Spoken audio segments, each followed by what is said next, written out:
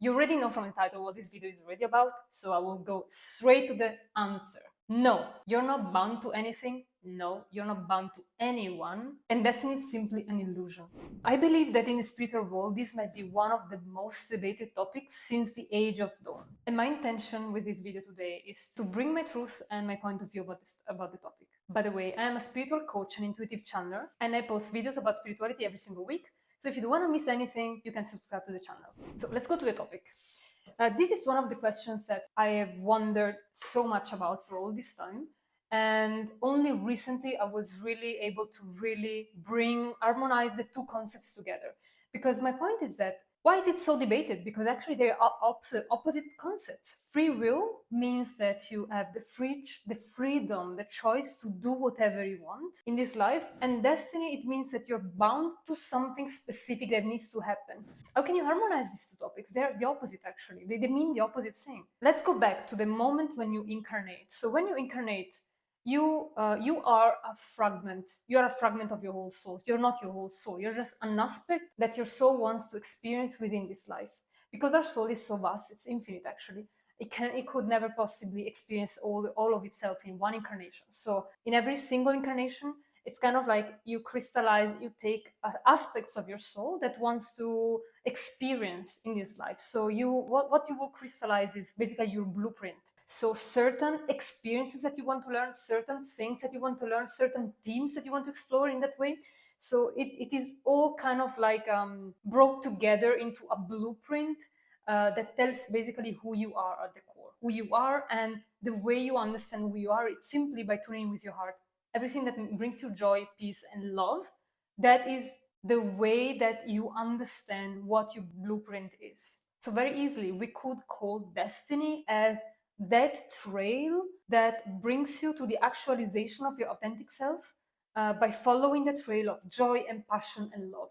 That will bring to the full actualization of who you are and the destiny, right?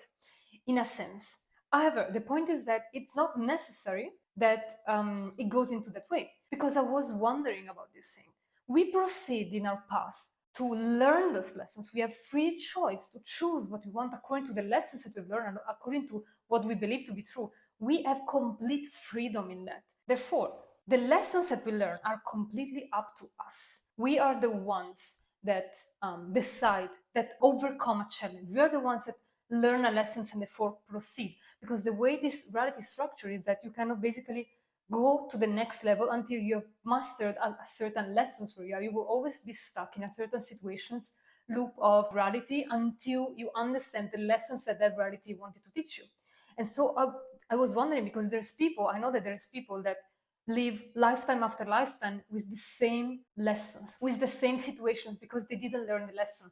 And there's people that learn so many lessons altogether and they proceed very quickly in one lifetime. And maybe in one lifetime, they learn all the lessons that other people learned in one other lifetime. I'm just throwing an example here.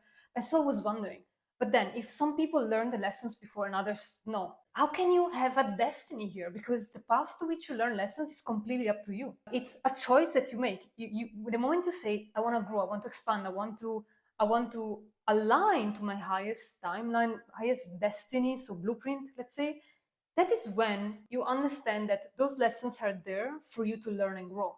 And therefore, you will shape a different life, a different path, a different destiny according to your choice. But it always comes down to the choice. It's not the opposite, it's not the other way around. And that's why you could have 100 lives all the same, with the same lesson over and over again, or not. And so then I understood, exploring the topic, talking to some people, I understood that there is so much depth to this. Our soul is here, yes, to realize the blueprint that you have, that we said already what it is.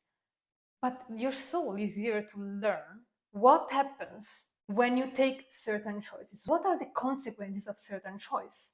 What happens if I choose this or that or that? What does it happen to me according to how I am, according to my blueprint? What life would I live if I chosen this or that? Because of who I am. Because the blueprint never changes. And so the way that your soul explores yourself actually is to give you complete freedom in a quantum world, which is this reality, in which everything is possible, in which you have really the freedom to choose everything that you want, and therefore create any possible future for yourself. And your soul basically says, choose whatever you want, And there is a version of you that has chosen every single thing you could possibly think, because your soul experiences yourself in this way. So it is totally okay to choose anything, because if you've chosen this, just know that there is another version of you that has chosen something else, and it will always be like that. There will always be a version of you that has chosen something different. So just small small comment here. If you're living a life that you're not super happy about, just know that there is a version of you that is living the best life you could possibly have. So in the end, it's up to us to choose to be that version of being the other one, because there will always be another one. Your soul is just one that is just choosing so many different things. And the thing that made me, I wanna try to make you understand what made me realize this. I was talking to somebody some months ago, and I remember he told me like that in dream he was shown a room in which there were like 50 screens around him, and in every screen there was a version of him living a complete different reality from the one that he was living in his life. For example, he said in one room there was he that had exchanged life with the brother, so he was being the one that was responsible, and the brother was being the one that created problems. And then there was another life, and so many. So we also exchange roles with the people we live in our reality, to explore what would happen if I was born as the firstborn and not the secondborn, right? And so when he told me this, at the moment I really didn't understand what it meant.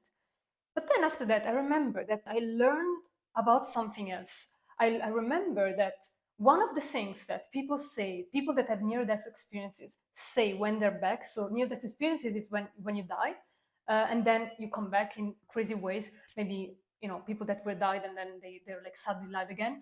And many of them were saying that they go into a room, like they go on the other side, and there are many things. But anyway, they go into a room and they see this room with all these screens, with all the things, with all the screens, so that you analyze all the choices.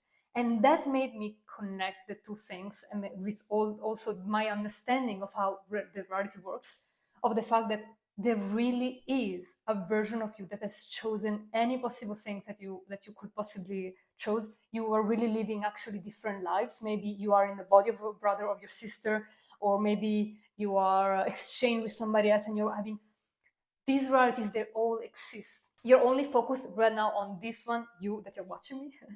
You're focused in this, but there are so many other versions of you. And when I was understanding this concept, I also realized another moment in my life. It wasn't that long ago. I remember I was crossing the street, and for a brief moment, I literally wasn't killed by a truck that passed in that second. And I wasn't killed because 5 minutes before, I'm not kidding, I was stopped by two girls that stopped me in the street to ask me information. Where is this street? I was walking in the center of my city, and two girls stopped me 5 minutes before this happened, and they just asked me information for an address. And in that moment, I was even annoyed. I even thought to myself, like, because I was having an appointment, I was even annoyed, and I thought, like, you have a smartphone, use it to find the address, right? But actually, because those people stopped me for like 30 seconds, 1 minute, I was able to avoid that car incident. And I swear, I'm sure I would have died in that occasion, because really, like, I totally didn't see it, and that truck passed like full speed. It was huge. And in that moment when that happened, it just I just avoided it. I avoided it for literally like 20 seconds, something like that. I literally in that moment saw a parallel version of me dying. So there is a future in which I've died in that reality. Who knows how many other times I've died in other realities, right? Or maybe I will. But that's not the point. My point is that there is a version of Earth right now existing with the people that I knew until that time, that are living a role with me dying 1 year ago. I don't remember when was it. So there is a version of people, of my family, dealing with me dying, right? But however, I'm here. This is another reality.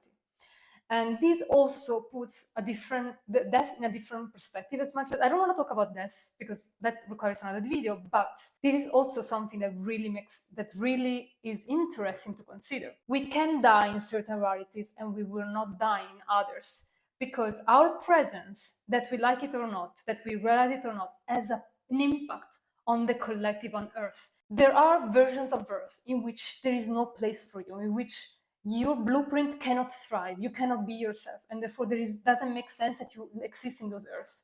Because as much as you exist in every possible reality, you exist in every possible choice that you could do, there are versions of Earth, infinite versions of Earth, that go from the darkest to the brightest. There are some versions of us that they're so misaligned to who you truly are that you cannot live in that world, in that version of reality, in that earth. So probably you have died there. But there are other versions of earth that are perfectly aligned to you, and that's where you live, that's where you thrive.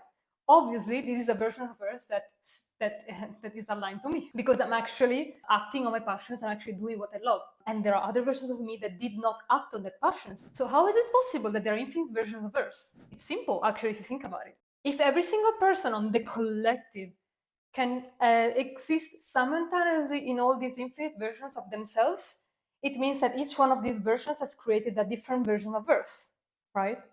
And therefore, different versions of Earth are simply the outcome of all the infinite possible choices that each one of us has taken.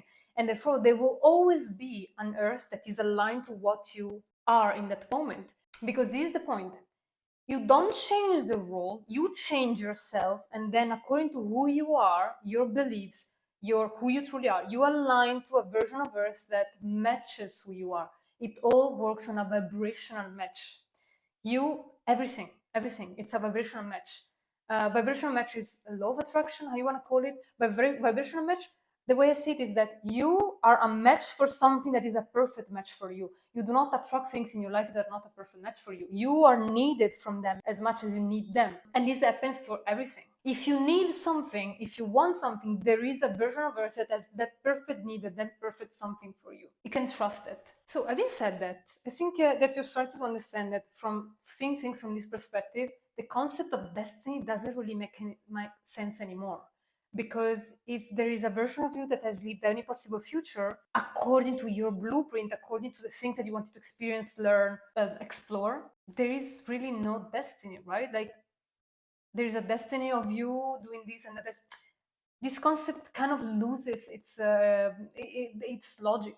It's not logic anymore if you look at things in this perspective. Also, you remember the Mandela effect concept. So in which there are people, I'm not going there, but there are people that remember that Mandela died, and some people in his prison, and people remember that Mandela became the president of South Africa. You understand that these two realities create a complete different versions of Earth, having a president instead of not having a president.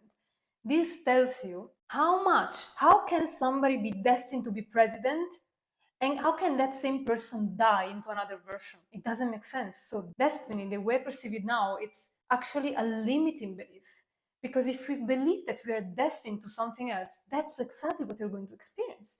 Because if I believe, oh, I'm destined to be stuck in this, and this is my life, and I'm destined to have this, you are predestined yourself because you believe that. But just know that there's another version that believes that destiny doesn't exist and that all options are open and it's living the best life. So destiny, for me, the way I see it, it's simply a limiting belief, a limiting concept that can bound you to something that maybe you don't want, can make you believe that you have to do some things, that some things have to happen, but actually it's not. It's not. Actually, the only fact that we have free will is simply just by that, it says that destiny is so real.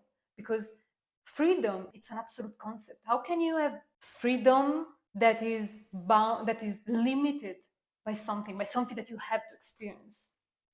It doesn't make any sense. I want to bring another topic to complete this thing. So you are creating your own reality with your beliefs and your choices. And the world in which you end up is the world that perfectly matches your beliefs and your choices according to that specific reality in which you are. And you will see that people around you, they are on their own journey, they are on their own reality. You don't know the persons that are in your reality, which of the parallel realities they are. Because I was falling a bit in the trap of observing maybe people that would not wake up, would not have their spiritual awakening, would not wake up to the truth, and so on. And I would maybe judge the fact that I wouldn't do it. But actually, if that version of them is in my reality, it simply means that it serves me for my own journey, for my own purpose. So I really invite you not to judge the versions of people that are in your current reality, because know that whatever version they are in, it's what serves you the best, because they're simply a match to who you are in that version of Earth. So if, for example, you're struggling with dealing with people in your life that maybe do not wake up to the spiritual truth and they don't want to have their awakening, or anything of that sort that are not, that you feel you're not a match with them anymore, it's happening for a reason. It's happening for your highest good. And maybe just know, actually not maybe, know for sure that the versions of them, that they're awakening and you're not. You don't know why you're having that version of them in your reality, considering that each one of us has different choices, right? So you don't know. So remember that when we see other people journey, we don't know which realities they are according to what they're exploring, and why is that a match to our reality. We don't know that, but just know that every person that you see, they live in the same way as you do, and they are a projection in your own reality of what serves your reality, what serves your path. And I invite you to do the same with people that died maybe in your life. This is not the topic at hand, but just think that that's the same thing. Somebody that died in your life, somebody died in reality, probably did not die in other reality, something else different. So deaths are always chosen by the soul, and they're always there for a reason for the people that remain. So remember that death is also part of this experience, of this trying different realities, exploring different choices, different things that could happen. Every single thing that you see, it's there for a reason, and it matches who you are at the moment. But because we have been gifted with the power of choice and the power of free will, which is the most powerful thing that we could have, thank God, just know that with your choice, you can always go wherever you want, and you can always shift into a parallel reality that you want. Let me know what you think in the comments, and is there something else that I want to say about this? I think no. I think we're done. Ciao.